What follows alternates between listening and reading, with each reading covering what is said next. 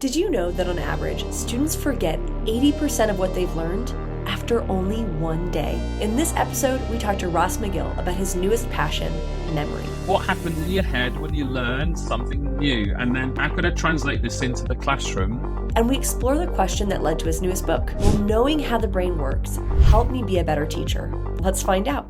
So the new book is all about memory. It's a guide to memory. So what kind of sparked your interest in that topic? I started to really get interested in cognitive science. Which so the field of neuroeducation is only about 40 years old, I believe, as a discipline. So, cognitive science has been around for, at least academically, 200 or 300 years. And people have been writing and studying about the brain since, I think, the first written record, 1700 BC. So it's nothing new. The question I kept asking myself all the time was, will this make me a better teacher if I know how the brain works? So I was learning about all this, what happens in your head when you learn something new, and then how could I translate this into the classroom and look at all the techniques I already use, but looking at them through the lens of a cognitive scientist, not just a teacher. So I guess in essence, the art of teaching is I give you the finger wag and you behave. You know I'm being serious. But the science of teaching allows me to be a bit more efficient and effective because I could do this. So knowing a bit more about cognition and online effectiveness, I can look at you, Cindy, and go, you better pay attention. So by introducing the pause, looking straight in your eyes and giving you the finger wag as well, I increase my efficiency. So you've got the art, which is your experiences and your behaviors and what you learn, how kids respond to you in class. But when you know a bit more about cognition and how people process information, you can add that element too and just become a bit more powerful, I think, a bit more efficient. I think it's cool you use like the wardrobe metaphor for how memory works. So could you kind of tie that, give us a primer on how memory works and share that metaphor with us? So the wardrobe metaphor is inspired by, I think, American educator Tricia Taylor, who's based here in London.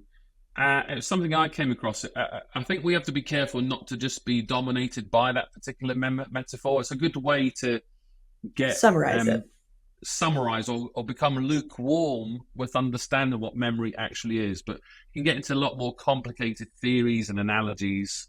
I like to think about a spider web. If I was a spider, I might start with the triangulation first, the struts, before I build the web, which is schema. So when you've got no schema, if I say tomato ketchup, I know you're thinking of red, tomatoes, water, sugar, and you either love ketchup on your burger or you don't.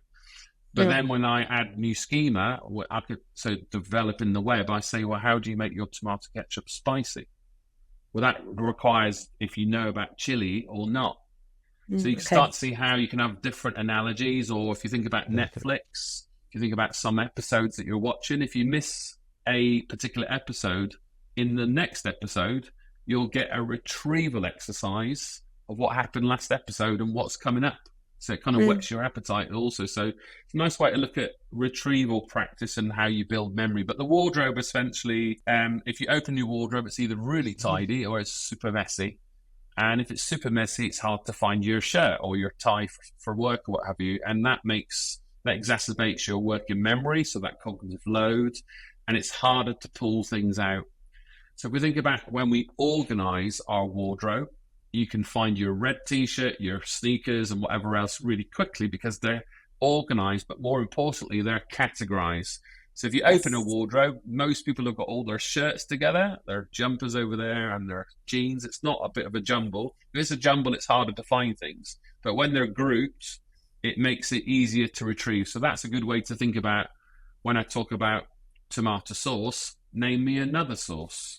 If I start to talk about trees, we're in a different category. So we need to talk about oak trees, mahogany trees. So you start to use something called interleaving practice, which is mixing similar topics. And when we mix similar topics, we can retrieve multiple kind of groups of information rather than me jumping between the weather, tomato ketchup, space, and something else. It becomes a bit confusing and harder to store and process. This episode is brought to you by Toddle, your all-in-one teaching and learning platform made for teachers and by teachers. We started as a passion project in a school that thought that teaching tech should be as innovative as teaching teams. And we're now loved by more than 1,500 progressive K-12 schools all around the world. Because I think as educators, we often assume that students see the same thread of connection that we see. We're talking about sustainability, and we're jumping between sustainability and nature and sustainability and culture and sustainability and lifestyle. And we're like, we see it, and our kids are like, what? Where's she going with this? Right? Like, so would you say it's about that, about making those connections more explicit, or is it about more priming? What do you think teachers need to know in terms of this? Well, it's a good one, because there's a place for priming and implicit memory too. So for example, you're not thinking about it now, but as soon as I mention it, you'll be thinking, right, what are you having for dinner this evening? Now, you might have had a background thought about what you're going to eat later, but that was implicit before, but now it's explicit. Right. And meanwhile, the other implicit things going on in your head is the next bill you've got to pay, when you're meeting your friends later, did that work that you did last week, and what, did the podcast get coded, and has that one been published? So you got all these kind of deadlines going on too. So that's all your implicit.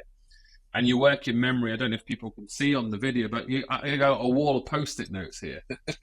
So my Post-it notes are to get it out of my head, to free my working memory, and to retrieve it back when I can. Yeah, that it's important to be explicit, but the implicit would be, if I'm teaching you a lesson and it's about animals, I might put a picture of a bear on the screen and just show you the picture, but I might move quickly on with the lesson. Then I might come to the end of the lesson and say, did you know bears enjoy honey? And then I'll show you a picture of a jar of honey as well. But right. Then I wait till next lesson when we're actually doing the bear and the honey actual lesson. So I'm doing that preparation, or that implicit primer. So I'm preparing you for what's to come. So again, go back to the Netflix analogy. When you miss the episode, you get a retrieval of what happened last, little glimpses into the future. Sometimes you get a little 1 second glimpse of series 1, and you'll get a glimpse of episode 6 from series 4. And it's all stitched together very quickly in a minute, and it hooks the person in to want to watch the episode. And then what these brilliant TV editors do is, just as there's going to be a cliffhanger, they cut it for a TV ad, don't they? So it makes you right, go grab a cup of coffee and make sure you're back in 10 seconds to watch the next part. But, now we've got all this ability to pause things, whereas when we all grew up, we didn't have the ability to pause our TV.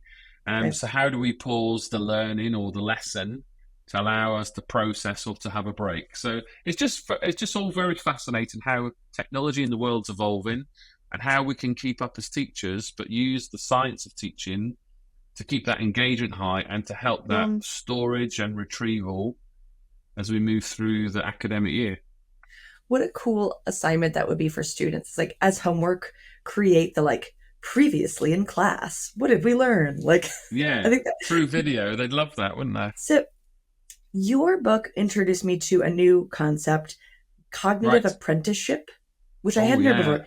Could you explain that term? Well, it's got what we've just been talking about. So quite simply, if you let's think of a toddler, a baby, kicking a football, how do you think they would physically move and kick the ball? They'd probably do a little kind of waddle, and then they might just toe pump the football, and it might just go, a couple of feet. Then if I think about my 12-year-old son, he's got his Arsenal football kit, so a North London boy. He thinks he's, the Lionel Messi, and he might stand by the goal, but he can bend it a little bit. He's getting better, and he's watching all these reels on Instagram and everything else, and he's watching and observing, and he's practicing, but he's not explicit. Sometimes he is explicitly practicing, but not necessarily with his dad, and he might listen to a stranger or a respected coach in his eyes. So you've got all that parental dynamics going on about learning also. But then if you think about Lionel Messi, I think he's in the MLS now, isn't he, playing over there? Yeah. When he stands to go and kick a football, just look how he stands when he's about to kick a free kick. Look what he's got years of knowledge and experiences and that accumulative wisdom, where his muscle memory, he knows where to twist his feet and how how much pressure to put on the football in all corners of the field, which is quite remarkable. But that's come through hours and hours and years of practice.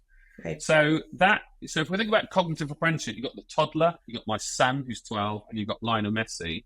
Now, if you draw a little spider diagram around their brains, the toddler's schemas, in terms of the spider web, quite broken and not yet connected. My son's a bit fuller, but Lionel Messi's the beautiful spider web. So cognitive apprenticeship, so if we just talk about novice to expert first, it's a good way of looking at the different levels of schema. But most teachers teach through, they do the kind of explanation, they then model, they then give the resources, so they scaffold all the different things that you need. And then as you develop a degree of expertise, I step back like a coach and I fade away the resources you've got, and I try to make you be to think metacognitively about your decisions, thinking about yourself, etc. So that's what's called traditional apprenticeship. Cognitive apprenticeship is when we start to think about a real world problem and situating it in a real situation and giving students the ability to diversify these problems. So I'll give you an example. If we go back to maths, and we've both agreed that every student in the US needs to learn about the Pythagoras theorem, whether they use it in their life or not. It's something that has to be taught. Okay. So now in maths, we all can do the Pythagoras theorem. Every time I give you a different angle or a different size triangle, you can work it out, no problem. So that's your traditional stuff that would go on in our classrooms. That's traditional apprenticeship. Cognitive apprenticeship, right. You know the Pythagoras theorem, Cindy. Let's take you outside. Let's go to the sports hall. And if we look at this kind of giant white beam light to shine what's make the sports hall light up at night, it is, let's say it's 20 meters high, and we're standing about 3 meters away from where it's positioned underneath our head.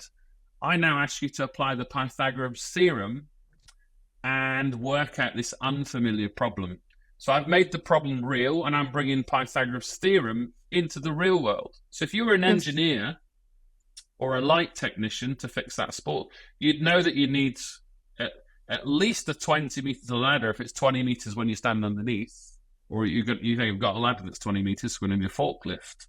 So you start to think, if you've got that prerequisite knowledge and you're learning how to apply it in unfamiliar scenarios, you're strengthening your storage strength and you're strengthening your retrieval strength, so you can activate it in unfamiliar situations, and we're getting to that metacognition. So cognitive apprenticeship, that's a kind of a beginner's guide. One last question for you, Ross. You've done so much research, that's clear.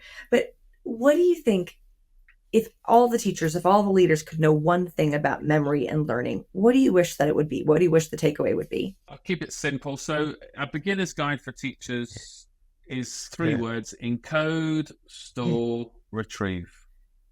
So if I go back to that encode, I want to stick pedagogy into your head and make you remember that key word from our interview.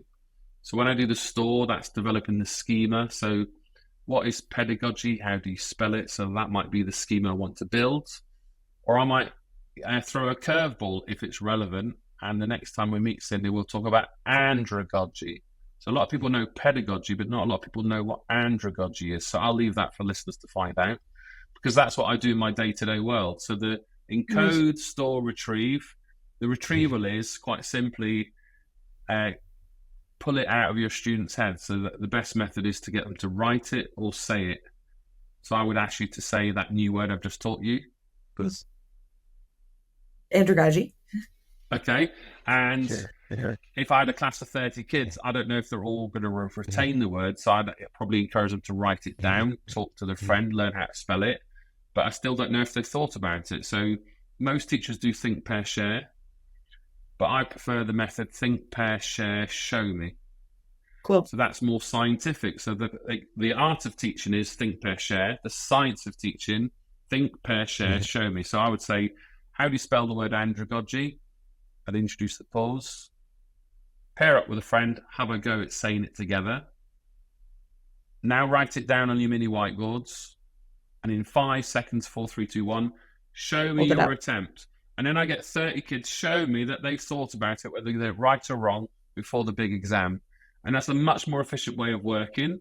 for teachers. It's good for workload. You're having 30 kids think about the question and showing it to you rather than just guessing on one child. So encode, store, retrieve. Get it into the heads, make it stick, strengthen the schema, build more, and then pull it out through regular retrieval and develop that storage strength, the entrenched memory, and the retrieval strength, the activation. Yeah, no, that I think that's really helpful. It's a simple framework we can take away and use and just remember. So I'm so excited about your new book, Book 12. Congratulations. And just excited to get to talk with you about it. It seems like a real passion, kind of nerdy interest area. So a pleasure to talk with you about memory. Yeah.